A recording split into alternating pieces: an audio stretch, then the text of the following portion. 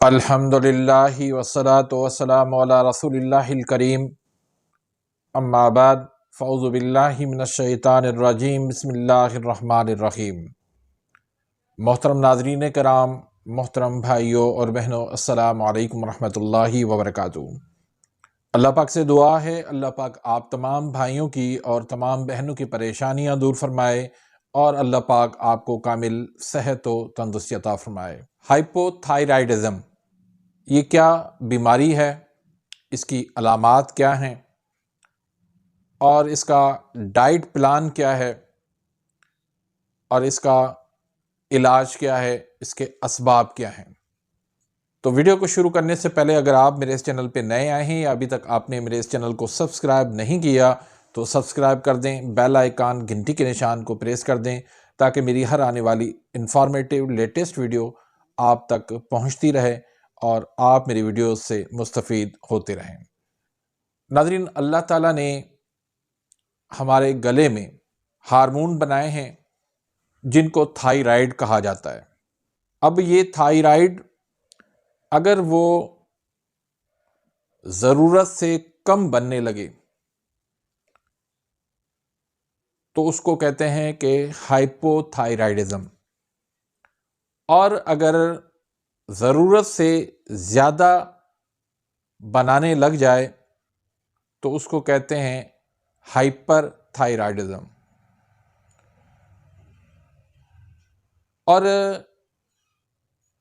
یہ تقریباً پاکستان میں ہر 10 میں سے ایک بندے کو یہ مسئلہ ہوتا ہے اور زیادہ تر یہ خواتین میں ہوتا ہے،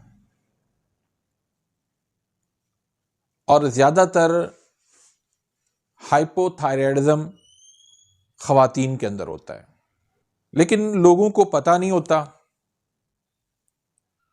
کم علمی میں لوگ مختلف علامات کو دیکھتے ہوئے ان کا علاج کروا رہے ہوتے ہیں، لیکن بیماری دراصل یہ ایک ہوتی ہے، اور اس بیماری کو ہم چھوڑ کے علامات کا ہم علاج کر رہے ہوتے ہیں۔ تو اس کو سمجھنے کے لیے پہلے ہمیں علامات کا پتہ ہونا چاہیے۔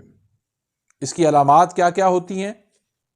ڈپریشن ہو جاتا ہے، تھکاوٹ ہو جاتی ہے، وزن بڑھنے لگ جاتا ہے، دل کی رفتار سست ہو جاتی ہے، اس لیے کاہلی سستی جو ہے وہ بہت زیادہ بڑھ جاتی ہے، بالوں کا کمزور ہونا، بالوں کا پتلا ہونا، بالوں کا گرنا، بالوں کا سفید ہونا، یعنی ساری جو طاقت ہے، انرجی ہے، وہ ختم ہو جاتی ہے، انرجی کی شدید کمی ہوتی ہے۔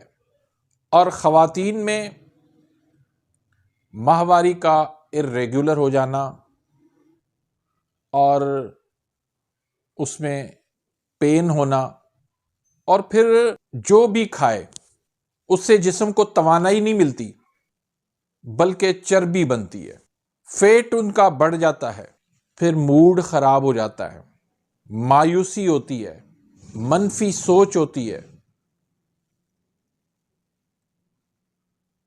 یہ ساری علامات جو ہے وہ ہائپو تھائرائڈزم کی ہوتی ہے۔ یہ دراصل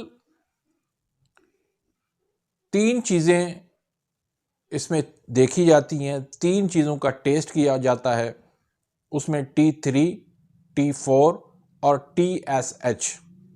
یہ ہوتا کیوں ہے؟ اس کی سب سے بڑی وجہ ہمارا لائف سٹائل ہے، ہمارا کھانا پینا، سونا اٹھنا، یعنی دیر سے سونا اور صبح دیر تک سوتے رہنا، پھر چینی کا زیادہ استعمال کرنا اور کاربوہائیڈریٹس کا زیادہ استعمال کرنا، وہ زیادہ کیلریز والے کھانے استعمال کرنا، یہ ساری چیزیں مل کے جو ہے وہ جسم میں فیٹ پیدا کرتی ہیں اور اسی وجہ سے پھر یہ مسائل بڑھ جاتے ہیں۔ خواتین جو ہے کچھ میڈیسن استعمال کرتی ہیں، اس وجہ سے بھی یہ مسئلہ ہو جاتا ہے۔ تو اب میڈیکل میں تو اس کا علاج یہ ہے کہ ساری زندگی جو ہے وہ تھائراکسن کی میڈیسن دیتے رہتے ہیں اور اسی کو وہ چلاتے رہتے ہیں، لیکن اس کا پراپر علاج کروانا ضروری ہے کیونکہ اس کے بھی پھر سائیڈ ایفیکٹ بہت زیادہ ہیں۔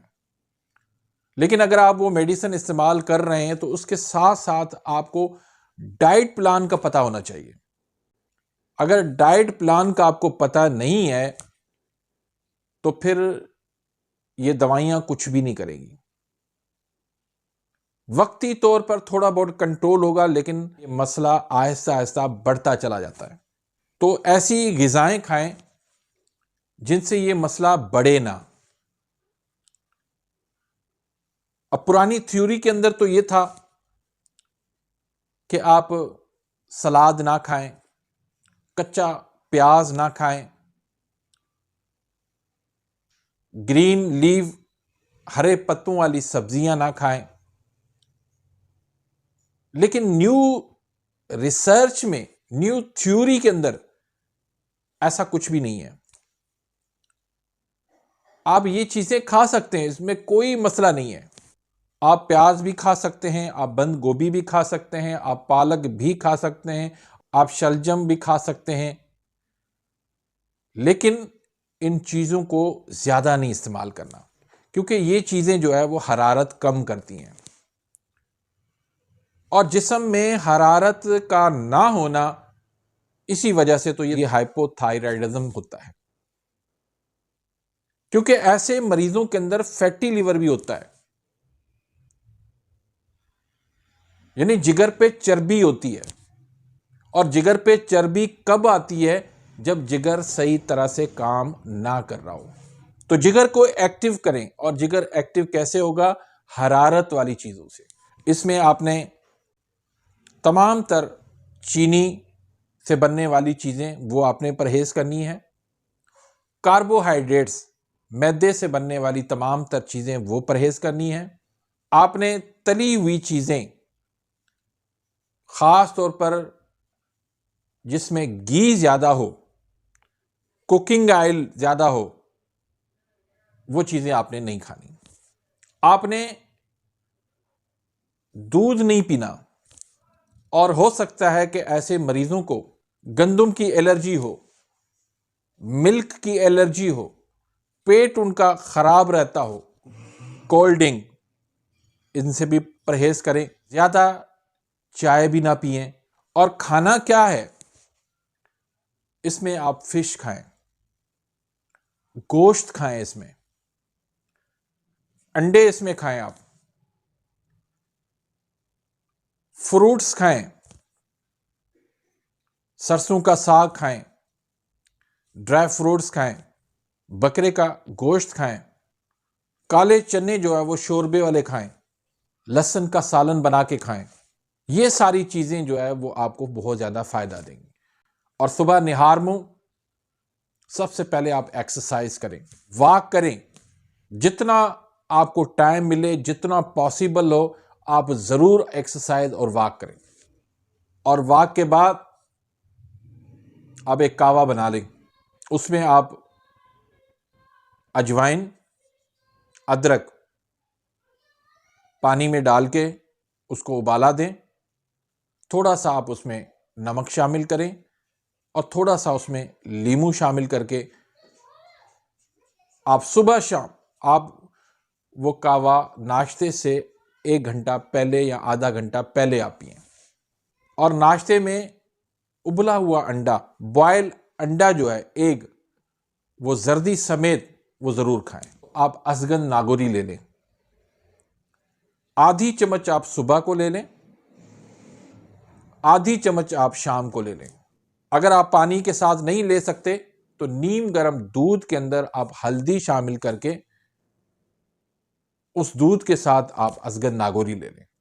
انشاءاللہ آپ کا ہائپو تھائرائیڈزم جو ہے وہ 2 سے 3 منتھ کے اندر بالکل صحیح ہو جائے گا۔ تو یہ قدرتی طریقہ ہے، بغیر کسی دوائی کے آپ اپنے تھائرائیڈ کا جو ہے علاج کر سکتے ہیں۔ اس میں کسی قسم کا کوئی سائیڈ ایفیکٹ نہیں ہے، کوئی نقصان نہیں ہے، ساری قدرتی چیزیں ہیں، ان کو کھائیں اور اپنی صحت کو بہتر کریں۔ تو امید کرتا ہوں کہ آج کی اس ویڈیو سے آپ مستفید ہوئیں گے۔ اگر ویڈیو آپ کو پسند آئی ہے تو اس کو لائک کریں، آگے اپنے دوستوں کے ساتھ، رشتہ داروں کے ساتھ اس کو شیئر کریں، اپنی دعاؤں میں یاد رکھیے گا۔ ملتے ہیں انشاءاللہ نیکسٹ ویڈیو میں، تب تک کے لیے اجازت، اللہ حافظ۔